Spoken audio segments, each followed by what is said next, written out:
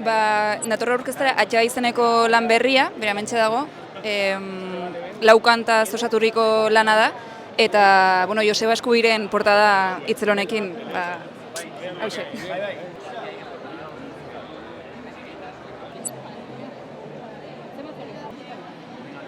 Da espazio bat, gehien bat, igual topatzeko normalean egoten ezaren musikariekin, eretzat behintzat hortarako balio duen tokia da, eta gero publikoaren baita publikoarekin konektatzeko unea ez.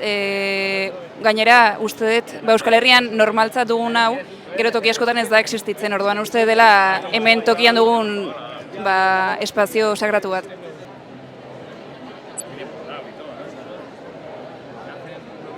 Esango nuke Bonberoko postuan dauden arimaren lan berria eta baita ere Malko baten lana.